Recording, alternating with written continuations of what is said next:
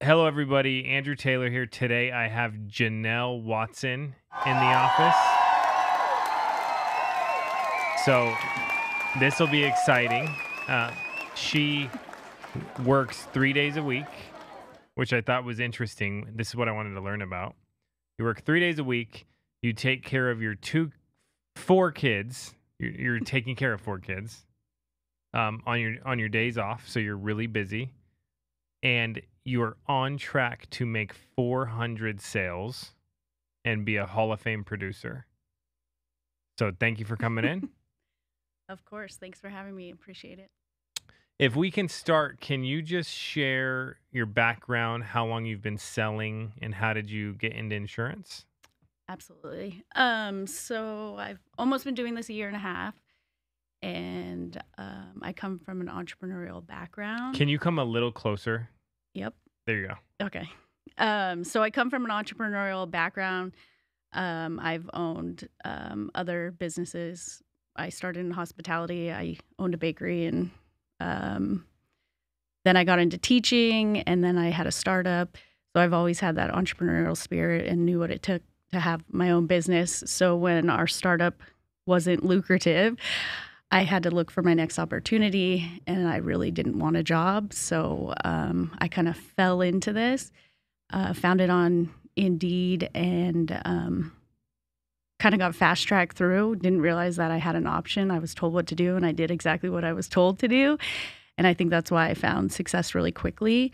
I think a lot of new agents think things are optional, but when you make them non-negotiables and you just do what you're told, that's how I kind of found that quick success, I would say. That's awesome. And what did you find to be was it comparably hard to the other things you did? Is it harder than the other things you did? Like if someone has been doing this in their life, starting businesses, restaurants, whatever it is, and they want to get into insurance, is it similar? Yes, essentially. I would say the biggest difference is if you don't call your leads, your clients aren't waiting for you because they don't necessarily, like, you don't have that. You have to create the accountability in your head to realize that if you don't call your leads, like, you're doing them a disservice because they may not wake up tomorrow. And you have to realize that that's what a lead is. You're protecting a life, you're protecting a family, versus when I had a bakery or like a client called in, you had to help them because they were reaching out to you versus you're reaching out to them. Drew, what'd you say?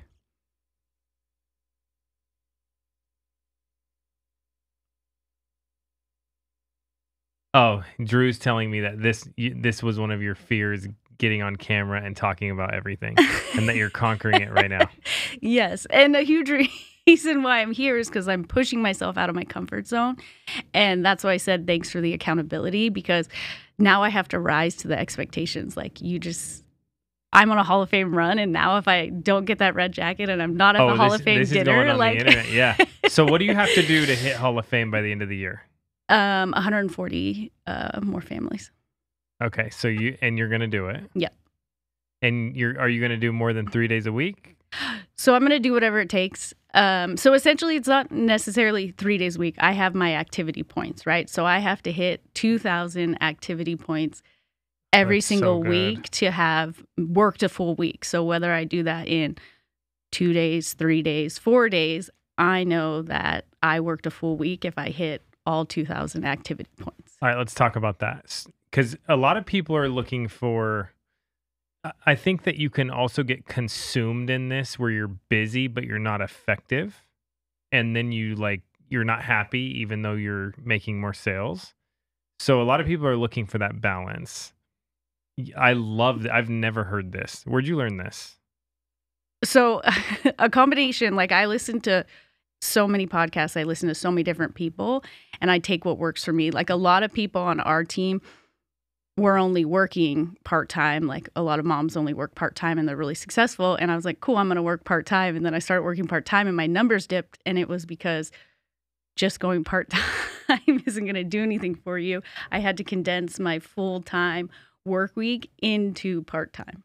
And so activity points. So you have a sheet, and tell us how you get points. And when you finish your sheet, then you're done for the week. Yeah. Yeah. Obviously, unless I have more appointments. But yeah, so essentially every dial I make is a point. Every appointment I book is 10 points, and every presentation is 66 points.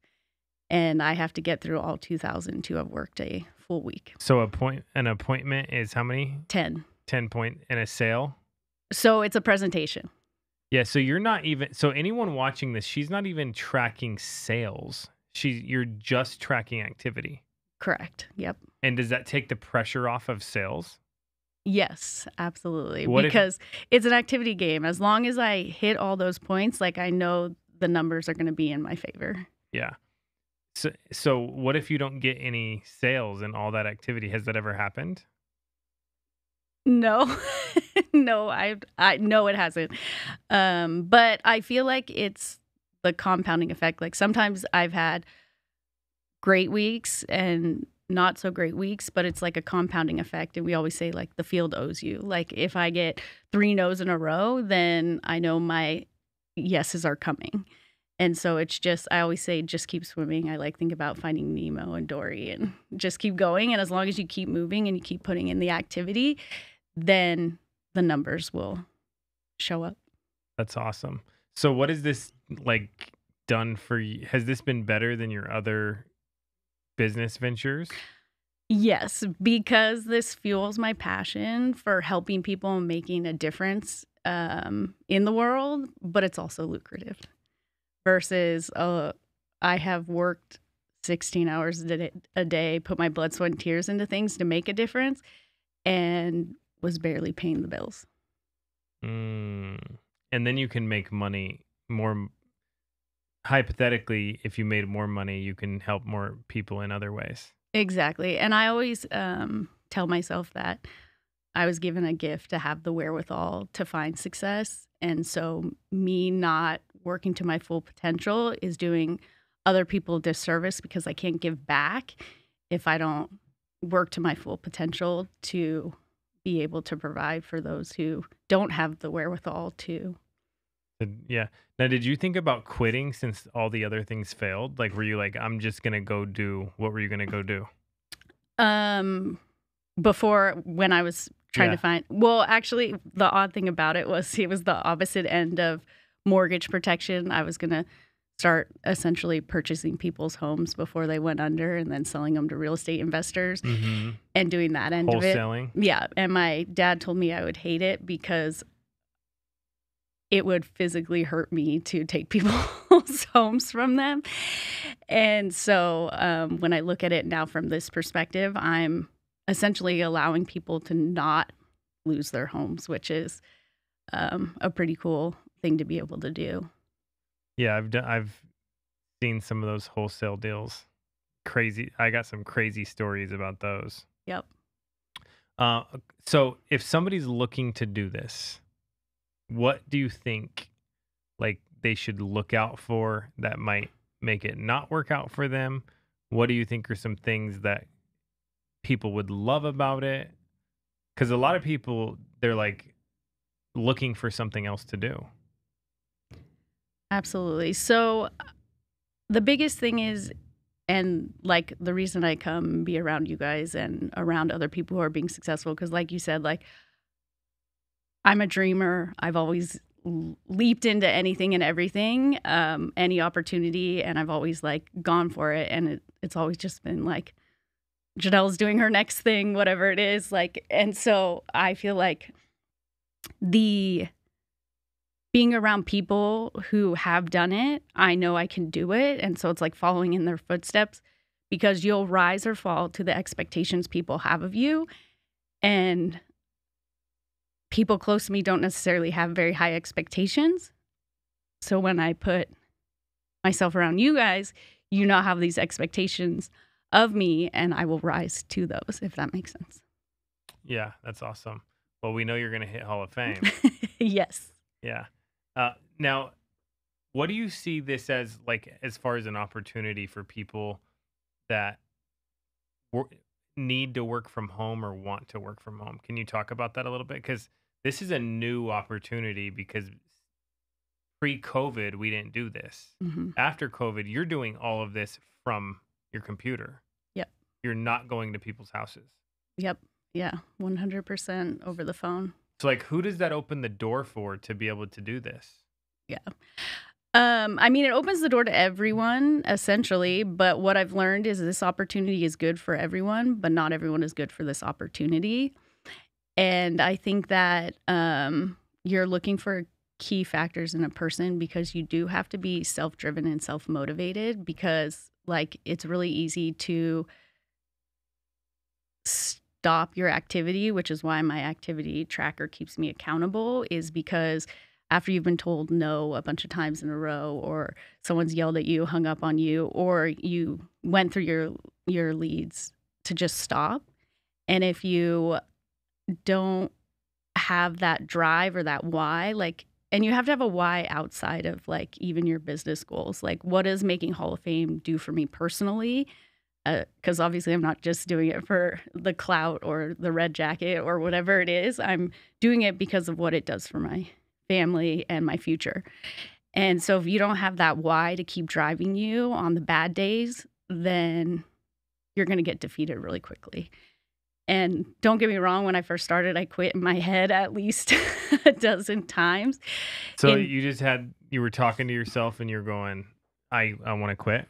Yeah, absolutely. Yeah, I quit in my head a bunch of times. And so that's the thing, is you have to have that do whatever it takes mentality, and that just keep swimming, and know that as long as you have opportunities, leads, then you can, you can't actually fail. You can only quit. And so I just had to keep going. And like on the bad days, I'd tell myself, okay, like if I had a bad week, you may have bad days, you may have bad weeks, but you won't have a bad month as long as you put in the activity. That's so good. I love the don't keep swimming thing. So we have these bracelets that we put one more day on, and we did it because there's been a lot of days where we want to quit. And then the next day we wake up and we just go again. Mm-hmm. And then we have a great day. Yep. But following a day of like, am I crazy? Because I don't think this works anymore. Have you had that before? Oh, yeah. Like, do I even know what I'm doing? Yeah. Like, does this work, or were the last sales just lucky? Yep. And so I've had a lot of those days. And so we like wearing these, but I really love the just keep swimming Mm-hmm. a lot, because it's like, just, okay, it went bad. Just keep going. Just keep going. Just keep going. What is this going to do for your family personally? I Like, mean, what do you see it? Like, what is your why? I mean, my why, I want to grow our family. I would like to have another child. Oh, A really? child, yeah. And I want to. I mean, we have a 16-year-old who wants to go to Emory-Riddle, which is a very expensive school.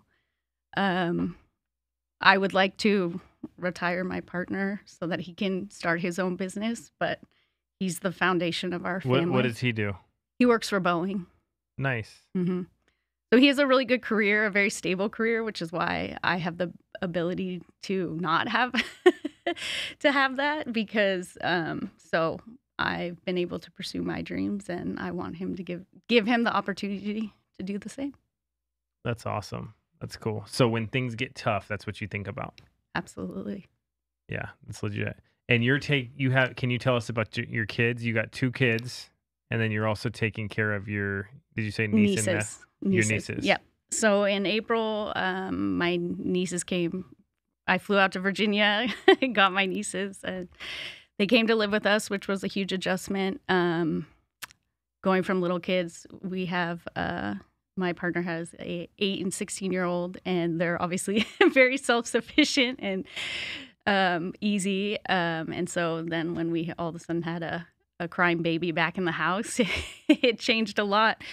But that's also part of this, is you're constantly evolving, and what's working for me now may not work for me in 6 months. And so you have to keep adapting and growing within your business to continually find that success. Yeah, that's huge. Love it. Now, if somebody wanted to work with you, are you building an agency?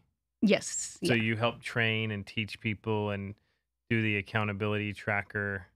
What was it called? The activity? Activity tracker. The Yeah. activity tracker.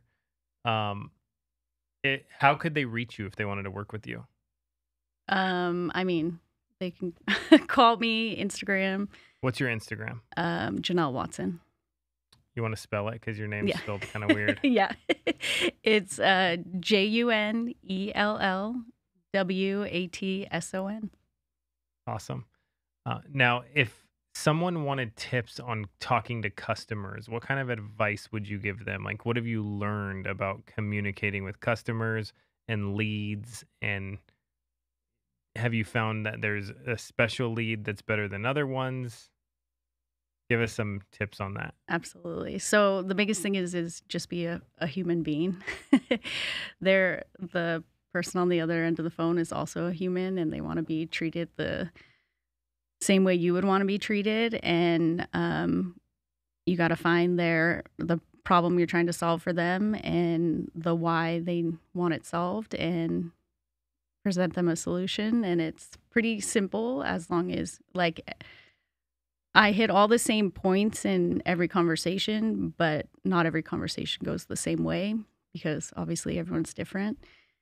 And I think that just humanizing yourself and having a conversation with someone is what works for me. Yeah, that's good. Now, do you find that doing it on Zoom or just over the phone is better? So over the phone, I've always done over the phone. My thing with Zoom is people feel like they have to look nice to be on Zoom. And over the phone, like, I catch people, like, sometimes you call people, they're in the bathtub. We've actually had 2 bathtub people this week. So that's why I said that. I didn't know adults still take baths, but they do. But they'll answer the phone. They'll talk to you. I talk to people while they're driving. And so it's the convenience factor of being on the phone as opposed to Zoom.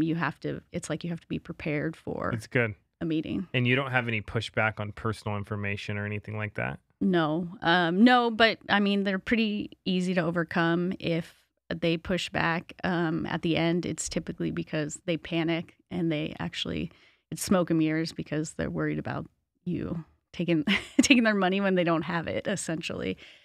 And so sometimes reducing and reclosing works, and then other times they want it, but they know they can't have it.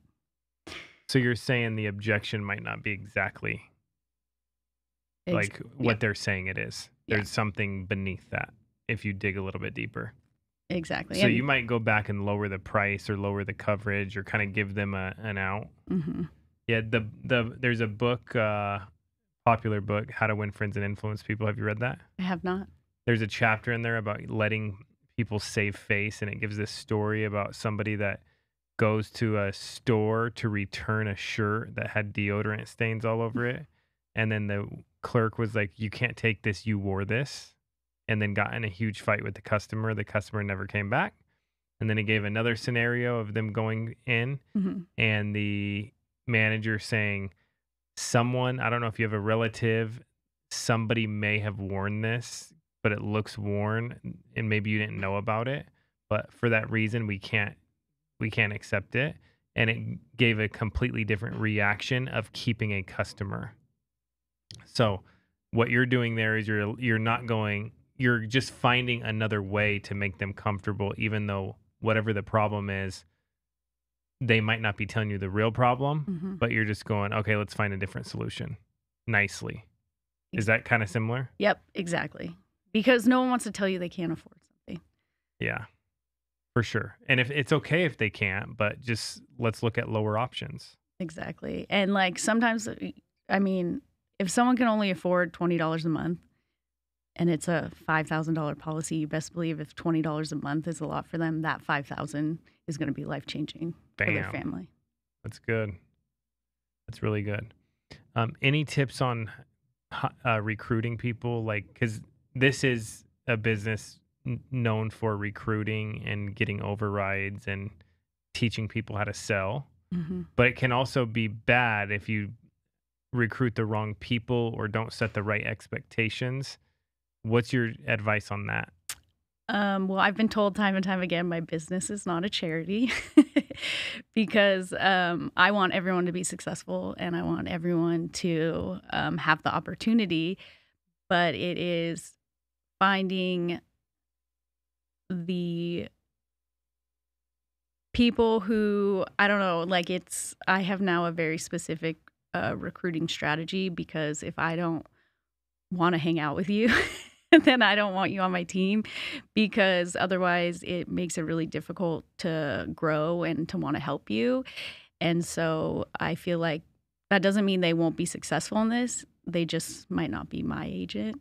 And I know that sounds kind of weird, but I feel like I want my team to be compassionate people who are driven for the greater good, and have a why that's going to keep them going, because I can't want it for them More than they more want than it. they want it. Otherwise, I used to be the same yeah. way, and I feel like at some point I just kind of like hardened around like where not everybody's gonna make it, and I can't help everybody. So just being okay with it, Mhm. you know. But I used to care so much, and then I'm like, why don't they care?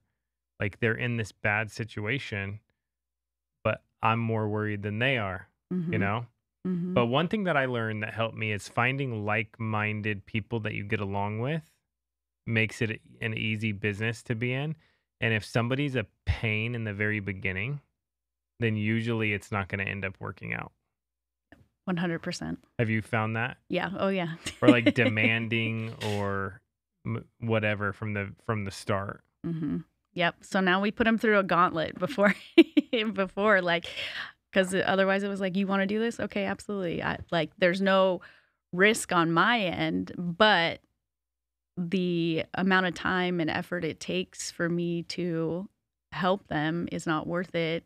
So we put them through, I mean, it's just like any sort of other interview process, in the sense that I have to want you. Yeah, that's cool. Well, thank you for coming in and thank you for sharing. We'll get you back in after you hit your Hall of Fame and learn all about it. But yeah, I love what you're doing. Like the big thing that I'm taking from this is the activity tracker. You're not putting pressure on sales, you're just putting pressure on activity. And if you complete your activity tracker, then everything else works out. And that's how you know you completed your week. So if you want to do that in 2 days, 3 days, 4 days, 5 days, whatever you want to do, but then it is freeing you up to spend time with your family, which is awesome. So thank you. You're awesome. Thank you for coming in and thank you for sharing. Thank you. Cool. Good job.